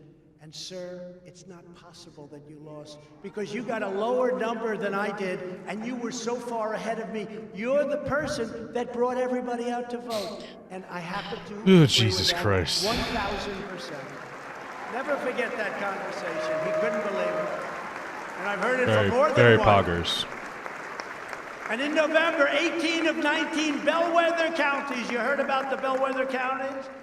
18 of 19 bellwether counties that have correctly predicted every presidential election for decades, many decades, voted for Trump, not for Biden. And it was a shocker to those people that go for the stats. It was a shocker. They voted for Trump. 18 of 19 voted for Trump. There's never been anything like that. And yet, did Biden win? No. If you want to help us take back the future of our country, go to DonaldJTrump.com. I don't do this. I've never done this, but it's time Got that we have to website? put forces together because Let's these see. people with their big tech and their fake news media right back there, okay? And you know, when you talk about election, they turn off. When you talk about, they probably have them going because they also care about ratings. What is this? When they talk about election, they turn off the cameras. You know why? It's a very sore subject, okay? They don't like that subject. There's only one way to contribute Save America. to our efforts to elect America First Republican conservatives and in turn to make America great again, and that's through Save America PAC and Donald J. Trump. Bro, they're really- So go out there and do whatever They're you can, really trying to get. because we're going to help a lot of great people. They're We know really the trying to right get people to help. We do need this. Your help to win and to fight big tech and the radical left and the DC establishment. We need to save your Second Amendment, which is under I really want you siege. to do this We need 250. to help protect funding for our military and for our great vets, and that's what we're doing. As we discussed earlier, we're in a struggle for the survival of America as we know it. This is a struggle. This is a terrible, decimal. terrible, painful 50 struggle. cents. The path ahead will not be easy, but we will win. We are going to win. Ultimately, we always win. And when we do, history will show that this was the moment when we could have given up, when we could have despaired, but instead we chose to keep on pushing I didn't get it. forward. The greater the challenge and tougher the task, the more determined we must be to pull through to triumph. It hits contact, and it just goes to this. We have to have What the fuck am I supposed to do with this? with the talent and dedication of everyone here today, and you have tremendous, not only dedication, tremendous talent in this room. I know many of you. That is exactly what we will do. We will go on to victory. We will summon the spirit of generations of American patriots before us, like those heroes who crossed the Delaware, conquered the Rockies, stormed the beaches, won the battles, and tamed the unknown frontiers. We will persist, and we will prevail. We Jesus have to Christ. prevail. How the fuck does he maintain this energy for an hour and a half? Together in the coming fucking years, kill we will myself. carry forward the torch of American liberty. Holy shit. We will lead I'm the tired of conservative this. movement and the Republican Party back to a totally conclusive victory, and we've had tremendous victories. Don't ever forget it. With your help, we will take back the House. We will win the Senate, and then a Republican president will make a triumphant return to the White House. And I wonder who that will be. I wonder who that will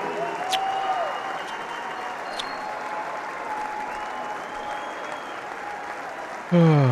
Who will that be? I wonder. Sounds like an owl, bro. Standing before you today, I am supremely confident that for our movement, for our party, and for our country, our brightest days are just ahead.